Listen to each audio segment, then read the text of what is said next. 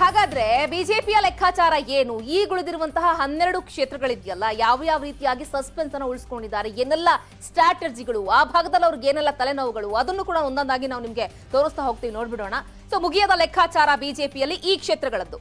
ನಾಗಠಾಣ ಜೆಡಿಎಸ್ನ ಶಾಸಕ ದೇವಾನಂದ ಚೌಹಾಣರನ್ನ ಸೆಳಿಬೇಕು ಅನ್ನೋ ಒಂದು ಅಂತಿಮ ಕಸರತ್ತು. ಹಾಗಾಗಿ ನಾಗಠಾಣಕ್ಕೂ ಕೂಡ ಇನ್ನೂ ಕೂಡ ಟಿಕೆಟ್ ಅನ್ನ ಅನೌನ್ಸ್ ಮಾಡಿಲ್ಲ. ಮತ್ತೊಂದು ಕಡೆಗೆ ಸೇಡಂ. ಸೊ ಆ ಭಾಗದಲ್ಲಿ ಬಿಜೆಪಿಯ ರಾಜ್ಕುಮಾರ್ ಪಾಟೀಲ್ ತೇಲ್ಕೂರ್ ಅವರಿಗಿಂತ ಅವರ ಪತ್ನಿ ಬಹಳ ದೊಡ್ಡ ಮಟ್ಟದಲ್ಲಿ ಪ್ರಭಾವ ಆಗಿದ್ದಾರೆ. ಹಾಗಾಗಿ ಅವರಿಗೆ ಟಿಕೆಟ್ ಕೊಡಬಹುದಾ ಅನ್ನೋ ಲೆಕ್ಕಾಚಾರ ಇದೆ.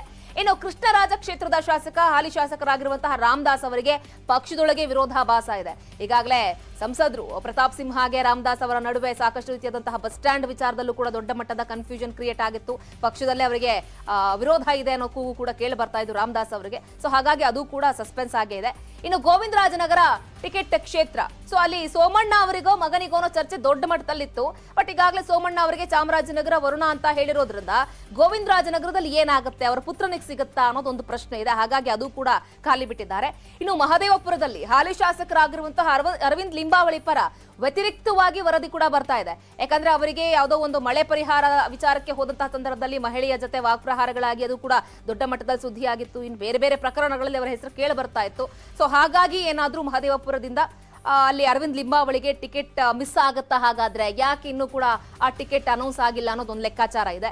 ಇನ್ನು ಮಾನ್ವಿಯಲ್ಲಿ ಜೆಡಿಎಸ್ ಅನ್ನ ಮಣಿಸಬೇಕು ಅನ್ನೋ ಲೆಕ್ಕಾಚಾರ ಬಿಜೆಪಿಗಿದೆ. ಬಟ್ ಸಮರ್ಥರು ಯಾರು ಸಿಕ್ಕಿಲ್ಲ ಅನ್ನೋ ಕಾರಣಕ್ಕೋಸ್ಕರ ಮಾನ್ವಿಗೂ ಕೂಡ ಇನ್ನ ಟಿಕೆಟ್ ಅನ್ನ ಘೋಷಣೆ ಮಾಡಿಲ್ವಾ? ಹಾಗಾದ್ರೆ ಇನ್ನು ಹೆಬ್ಬಾಳದ ಶಾಸಕ ಭೈರತಿ ಸುರೇಶ್ ಅವರ ಪ್ರಭಾವ ಇದೆ. ಬಟ್ ಅವರಿಗೆ ಸರಿಯಾಗಿ ಟಕ್ಕರ್ ಅನ್ನ ಕೊಡಬೇಕು ಅನ್ನೋ ಪ್ಲಾನ್ ಬಿಜೆಪಿದು. ಬಟ್ ಟಕ್ಕರ್ ಕೊಡುವಂತಹ ಅಭ್ಯರ್ಥಿ ಇನ್ನೂ ಕೂಡ ಹೆಬ್ಬಾಳ ಭಾಗಕ್ಕೆ ಸಿಕ್ಕಿಲ್ವಾ? ಹಾಗಾದ್ರೆ ಆ ಹಿನ್ನೆಲೆಯಲ್ಲಿ ಇನ್ನೂ ಕೂಡ ಅನೌನ್ಸ್ ಆಗಿಲ್ವಾ ಟಿಕೆಟ್ ಬಿಜೆಪಿಯಿಂದ? ಇನ್ನು ಸಿದ್ದು ಆಪ್ತ ಕೊಪ್ಪಳ ಭಾಗದಲ್ಲಿ ಶಾಸಕ ರಾಘವೇಂದ್ರ ಹಿಟ್ನಾಳ್ ಅವರಿಗೆ ಕೆಡ್ಡ ತೋಡ್ಲಿಕ್ಕೆ ಅಂತ ಹೇಳಿ ಬಿಜೆಪಿ ಪಾಳಿಯ ರೆಡಿ ಮಾಡ್ತಾ ಇದ್ದಾರೆ. ಸೊ ಅಲ್ಲಿಗೆ ಯಾವ ಅಭ್ಯರ್ಥಿಯನ್ನು ಹಾಗಾದ್ರೆ ಹಾಕ್ತಾರೆ? ಸೊ ಹಾಗಾಗಿ ರಾಘವೇಂದ್ರ ಹಿಟ್ನಾಳ್ ಅವರಿಗೆ ಟಾಂಗ್ ಕೊಡಬೇಕು ಅನ್ನೋ ಕಾರಣಕ್ಕೋಸ್ಕರ ಇನ್ನೂ ಕೂಡ ಸವಾಲ ಅಭ್ಯರ್ಥಿ ಇಲ್ಲ ಅನ್ನೋ ಕಾರಣಕ್ಕೋಸ್ಕರ ಪೆಂಡಿಂಗ್ ಇಟ್ಟಿದ್ದಾರೆ ಆ ಭಾಗವನ್ನ. ಇನ್ನು ಹಗರಿಬೊಮ್ಮನಹಳ್ಳಿ ಶಾಸಕ ಭೀಮಾ ನಾಯಕ್ ಅವರನ್ನ ಮಣಿಸೋದಕ್ಕೆ ತಂತ್ರಗಾರಿಕೆ ನಡೀತಾ ಇದೆ. ಅಲ್ಲಿ ಸಾಕಷ್ಟು ಸಂದರ್ಭಗಳಲ್ಲಿ ಕಾಂಗ್ರೆಸ್ ವರ್ಸಸ್ ಬಿಜೆಪಿಯ ಕಾರ್ಯಕರ್ತರು ದೊಡ್ಡ ಮಟ್ಟದಲ್ಲಿ ಗಲಾಟೆಗಳನ್ನ ಕೂಡ ಮಾಡ್ಕೊಳ್ತಾ ಇದ್ರು. ನೋಡಬೇಕು ಹಾಗಾದ್ರೆ. ಇನ್ನು ರೋಣ ಭಾಗದಲ್ಲಿ ಬಿಜೆಪಿಯ ಶಾಸಕ ಕಳಕಪ್ಪ ಬಂಡಿ ಅವರ ವಿರುದ್ಧ ಕೂಡ ವಿರೋಧಿ ಅಲೆ ಇದೆ. ಸೊ ನೋಡ್ಬೇಕು ಹಾಗಾದ್ರೆ ಯಾವ್ಯಾವ ರೀತಿಯಾಗಿ ಲೆಕ್ಕಾಚಾರಗಳನ್ನ ಹಾಕೊಳ್ತಾರೆ ಬಿಜೆಪಿ ಪಾಳಿಯ ಅಂತ ಹೇಳಿ. ಇದೆಲ್ಲ ಒಂದ್ ಕಡೆ ಆಯ್ತು ಅಂತ ಹೇಳಿದ್ರೆ, ಇನ್ನು ಚಾಮರಾಜಪೇಟೆ ಪ್ರಮುಖವಾಗಿ ಸೊ ಬಿಜೆಪಿಯ ಟಿಕೆಟ್ ನಿವೃತ್ತ IPS ಅಧಿಕಾರಿ ಭಾಸ್ಕರ್ ರಾವ್ ಅವರಿಗೆ ಸಿಕ್ಕಿದೆ. ಆದ್ರೆ ರೌಡಿಸಂ ಹಿನ್ನೆಲೆ ಹೊಂದಿರುವಂತಹ ಸೈಲೆಂಟ್ ಸುನಿಲ್ಗೆ ಕೊಡಬೇಕು ಅನ್ನೋದು ಈಗ ಸೈಲೆಂಟ್ ಸುನಿಲ್ನ ಬೆಂಬಲಿಗರು ಮಾಡ್ತಾ ಇರುವಂತಹ ಒತ್ತಾಯ. ಅಷ್ಟು ಮಾತ್ರ ಅಲ್ಲ, ಬರೀ ಬಾಯಿ ಮಾತಲ್ಲ, ಕಚೇರಿಗೆ ಹೋಗಿ ಬಿಜೆಪಿ ಕಚೇರಿಗೆ ಹೋಗಿ ಹೈಡ್ರಾಮವನ್ನು ಕೂಡ ಮಾಡಿದ್ದಾರೆ. ಸೈಲೆಂಟ್ ಸುನಿಲ್ಗೆ ಟಿಕೆಟ್ ಕೊಡಲೇಬೇಕು ಅನ್ನೋ ಒತ್ತಡವನ್ನ ಅವರ ಬೆಂಬಲಿಗರು ಹಾಕ್ತಾ ಇದ್ದಾರೆ. ಪಕ್ಷ ಸೇರ್ಪಡೆ ನೆಪದಲ್ಲಿ ಕಚೇರಿ ಒಳಗೆ ನುಗ್ಗಿ ರಾಜ್ಯದ ನಾಯಕರಿಗೆ ವಾರ್ನಿಂಗ್ ಅನ್ನ ಕೂಡ ಕೊಟ್ಟಿದ್ದಾರೆ. ಈ ಹಿಂದೆಯೇ ಸೈಲೆಂಟ್ ಸುನಿಲ್ನ ವಿಚಾರದಲ್ಲಿ ಮುಜುಗರವನ್ನು ಅನುಭವಿಸಿತ್ತು ಬಿಜೆಪಿ. ಈಗ ಮತ್ತೊಂದು ಮುಜುಗರ ಸೈಲೆಂಟ್ ಸುನಿಲ್ನ ಕಡೆಯ ಅಭಿಮಾನಿಗಳಿಂದ ಆಗ್ತಾ ಇದೆ.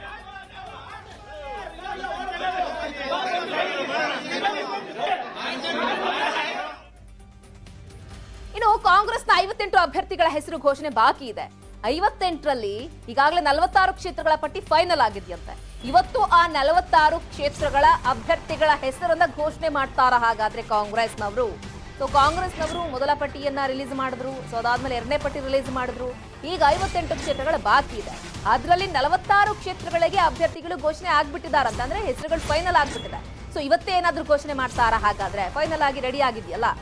ಕಾಂಗ್ರೆಸ್ನವ್ರಿಗೂ ಕೂಡ ತಲೆನೋವಾಗಿರೋದು ಏನಪ್ಪಾ ಅಂತ ಹೇಳಿದ್ರೆ 12 ಕ್ಷೇತ್ರಗಳಂತೆ. ಸೊ ಆ 12 ಕ್ಷೇತ್ರಗಳಲ್ಲಿ ಯಾರಿಗೆ ಟಿಕೆಟ್ ಕೊಟ್ಟರು ಕೂಡ ಬಂಡಾಯದ ಬಿಸಿ ಹೇಳುತ್ತೆ. ಸಿದ್ದರಾಮಯ್ಯನವರು ಹಾಗೆ DKಶಿ ಅವರ ನಡುವೆ ಟಿಕೆಟ್ಗಾಗಿ ಈಗಾಗಲೇ ಹಗ್ಗ ಜಗ್ಗಾಟಗಳು ನಡೀತಲೇ ಇದೆ ನಿರಂತರವಾಗಿ. ಒಂದು ಕಡೆ ಆಕಾಂಕ್ಷಿಗಳ ವಿಚಾರದಲ್ಲಿ, ಮತ್ತೊಂದು ಕಡೆಗೆ CM ಕುರ್ಚಿಯ ರೇಸ್ನಲ್ಲಿ ಇಬ್ರು ಕೂಡ ಟೊಂಕ ಕಟ್ ನಿಂತ್ಕೊಂಡ್ಬಿಟ್ಟಿದ್ದಾರೆ. ಸೊ ಹಿಂಗಾದ್ರೂ ಮಾಡಿ ಈ ಬಾರಿ ಅಧಿಕಾರದ ಗದ್ದುಗೆಯನ್ನ ಏರಬೇಕು, ಕಾಂಗ್ರೆಸ್ನ ಅಧಿಕಾರಕ್ಕೆ ತರಬೇಕು ಅನ್ನೋದು ಒಂದು ಕಡೆ ಆದ್ರೆ, ನಾನೇ CM ಆಗಬೇಕು ಅನ್ನೋ ಒಂದು ಲೆಕ್ಕಾಚಾರ DK ಶಿವಕುಮಾರ್ ಅವರು ಹಾಗೆ ಸಿದ್ದರಾಮಯ್ಯನವರಲ್ಲಿದೆ. ಹಾಗಾಗಿ ಆ ಲೆಕ್ಕಾಚಾರ ಬಣಗಳವರೆಗೂ ಕೂಡ ಹೋಗ್ಬಿಟ್ಟಿದೆ.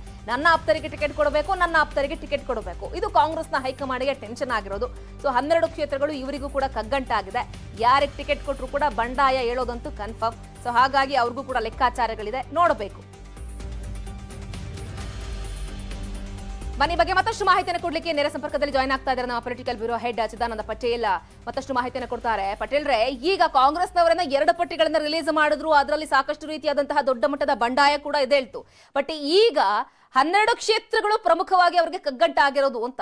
ಸೊ ಯಾವ ರೀತಿಯಾಗಿ ಕಗ್ಗಂಟಾಗಿದೆ, ಯಾವ ರೀತಿ ತಲೆನೋವು ತಂದೊಡ್ಡಿದೆ? ಶ್ರುತಿರಾಜ್, ಕಾಂಗ್ರೆಸ್ ಪಕ್ಷಕ್ಕೆ ಒಟ್ಟು ಈಗಾಗಲೇ 58 ಕ್ಷೇತ್ರಗಳ ಅಭ್ಯರ್ಥಿಗಳನ್ನ ಘೋಷಣೆ ಮಾಡಬೇಕಾಗಿದೆ. ಈಗಾಗಲೇ 58 ಕ್ಷೇತ್ರಗಳಲ್ಲಿ 46 ಕ್ಷೇತ್ರಗಳ ಅಭ್ಯರ್ಥಿಯನ್ನ ಅಂತಿಮಗೊಳಿಸಲಾಗಿದೆ. ಆದ್ರೆ ಉಳಿದಿರ್ತಕ್ಕಂಥ 12 ಕ್ಷೇತ್ರಗಳಿಗೆ ಈಗ ಕಗ್ಗಂಟಾಗಿರುವಂತದ್ದು. ಬಹುತೇಕ ಇಲ್ಲಿ ಸಿದ್ದರಾಮಯ್ಯ ಮತ್ತು ಡಿ ಕೆ ಶಿವಕುಮಾರ್ ಬಣದವರಿಂದ ಕಿತ್ತಾಟ ಆರಂಭವಾಗಿರುವಂತದ್ದು. ಈ 12 ಕ್ಷೇತ್ರದಲ್ಲಿ ಬಹುತೇಕ ಗೆಲ್ಲುವ ಕ್ಷೇತ್ರಗಳಂತ ಹೇಳಲಾಗ್ತದೆ. ಹಾಗಾಗಿ ಈ ಗೆಲ್ಲುವ ಕ್ಷೇತ್ರಗಳಲ್ಲಿ ಯಾರು ಹೆಚ್ಚು ಗೆಲ್ತಾರೆ, ಅವರು ಯಾರ ಪರವಾಗಿ ನಿಲ್ತಾರೆ ಅನ್ನೋದು ಇಲ್ಲಿ ಮುಖ್ಯವಾಗಿರ್ತಕ್ಕಂಥದ್ದು.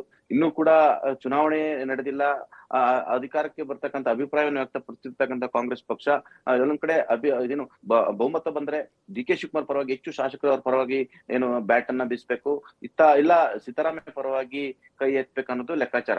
ಹಾಗಾಗಿ ಈ ಇಬ್ಬರ ನಾಯಕರ ಕಿತ್ತಾಟದಲ್ಲಿ ಈಗಾಗಲೇ ಅಭ್ಯರ್ಥಿಗಳಿಗೆ ಇದು ದೊಡ್ಡ ತಲೆನೋವಾಗಿ ಪರಿಣಮಿಸಿರುವಂತದ್ದು ಮತ್ತು ಬಿಜೆಪಿ ಕಾಂಗ್ರೆಸ್ ಹೈಕಮಾಂಡ್ ಕೂಡ ತಲೆನೋವಾಗಿ ಪರಿಣಮಿಸಿರುವಂತದ್ದು. ಈ 12 ಕ್ಷೇತ್ರಗಳೇ ಪ್ರಮುಖವಾಗಿ ಹಾಸನ ಜಿಲ್ಲೆಯಲ್ಲಿ 2 ಕ್ಷೇತ್ರಗಳು ಇರ್ತಕ್ಕಂಥದ್ದು. ಹಾಸನ ಜಿಲ್ಲೆಯ ಅರಕಲಗೂಡಿನಲ್ಲಿ ಒಂದ್ ಕಡೆ ಕೃಷ್ಣೇಗೌಡರಿಗೆ ಟಿಕೆಟ್ ಕೊಡ್ಬೇಕು, ಕೃಷ್ಣೇಗೌಡರು ಪರವಾಗಿ ಸಿದ್ದರಾಮಯ್ಯವರು ಲಾಬಿಯನ್ನ ಮಾಡಿದ್ರೆ, ಮತ್ತೊಂದು ಕಡೆ ಈಗಾಗಲೇ ನಿವೃತ್ತ ಇನ್ಸ್ಪೆಕ್ಟರ್ ಆಗಿರ್ತಕ್ಕಂಥ ಶ್ರೀಧರ್ ಪರವಾಗಿ ಡಿ ಕೆ ಶಿವಕುಮಾರ್ ಅವರು ಲಾಬಿ ಮಾಡ್ತಿರುವಂತದ್ದು.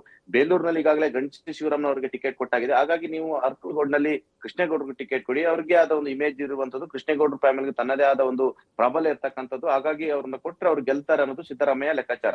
ಮತ್ತೊಂದು ಕಡೆ ಪಕ್ಕದ ಶ್ರವಣಬೆಳಗೊಳಕ್ಕೆ ಬಂದ್ರೆ, ಶ್ರವಣಬೆಳಗೊಳದಲ್ಲಿ ಇಬ್ಬರು ಹೆಸರು ಕೇಳಿ ಬರ್ತಿರುವಂತದ್ದು, ಗೋಪಾಲ್ ಸ್ವಾಮಿ ಮತ್ತು ರಾಮಚಂದ್ರ. ಗೋಪಾಲ್ ಸ್ವಾಮಿ ಪರವಾಗಿ ಸಿದ್ದರಾಮಯ್ಯ ಅವರು ಬ್ಯಾಟಿಂಗ್ ಮಾಡಿದ್ರೆ, ರಾಮಚಂದ್ರ ಎಂಬುವರ ಪರವಾಗಿ ಗೋಪಾಲ್ ಸ್ವಾಮಿ ಪರವಾಗಿ ಡಿ ಕೆ ಶಿವಕುಮಾರ್ ಬ್ಯಾಟಿಂಗ್ ಮಾಡಿದ್ರೆ, ರಾಮಚಂದ್ರ ಪರವಾಗಿ ವಿಪಕ್ಷ ನಾಯಕ ಸಿದ್ದರಾಮಯ್ಯ ಬ್ಯಾಟಿಂಗ್ ಮಾಡ್ತಿರುವಂತದ್ದು. ಇನ್ನ ಚಿಕ್ಕಮಗಳೂರು ಜಿಲ್ಲೆ ತರೀಕೆರೆ ಕ್ಷೇತ್ರದಲ್ಲಿ ಮಡಿವಾಳ ಸಮಾಜದ ಗೋಪಿಕೃಷ್ಣ ಮತ್ತು ಕುರುಬ ಸಮುದಾಯದ ಶ್ರೀನಿವಾಸ್ ಇಬ್ಬರು ಕೂಡ ಸಮಾನ ಪೈಪೋಟಿ ಇರ್ತಕ್ಕಂಥದ್ದು. ಗೋಪಿಕೃಷ್ಣಗೆ ಟಿಕೆಟ್ ಕೊಡಿ ಅನ್ನೋದು ಡಿ ಕೆ ಶಿವಕುಮಾರ್ ಅವರ ವಾದ ಆಗಿರುವಂತದ್ದು. ಮತ್ತೊಂದು ಕಡೆ ಶ್ರೀನಿವಾಸ್ ಅವರು ಗೆಲ್ಲುವ ಅಭ್ಯರ್ಥಿಗೆ ನಾವು ಟಿಕೆಟ್ ಕೊಡ್ಲಿಲ್ಲ ಅಂತ ಹೇಳಿದ್ರೆ, ನಾವು ಸೋಲುವಂತವ್ರಿಗೆ ಟಿಕೆಟ್ ಕೊಟ್ರೆ ಒಂದು ಸ್ಥಾನವನ್ನು ಕಳೆದುಕೊಳ್ತೀವಿ ಅನ್ನೋದು ಸಿದ್ದರಾಮಯ್ಯ ಅವರ ಲೆಕ್ಕಾಚಾರ. ಹಾಗಾಗಿ ಗೋಪಿಕೃಷ್ಣ ಅವರಿಗೆ ಮುಂದೆ MLC ಮಾಡೋಣ, ಸದ್ಯಕ್ಕೆ ಶ್ರೀನಿವಾಸ್ ಅವರಿಗೆ ಟಿಕೆಟ್ ಕೊಡೋಣ ಅನ್ನೋದು ಸಿದ್ದರಾಮಯ್ಯ ವಾದ. ಈ ವಿವಾದದಲ್ಲಿ ಇದು ಕೂಡ ಪೆಂಡಿಂಗ್ ಇರ್ತಕ್ಕಂಥದ್ದು. ಪ್ರಮುಖವಾಗಿ ಮಂಗಳೂರು ನಾರ್ತ್ ನಲ್ಲಿ ಮಾಜಿ ಶಾಸಕ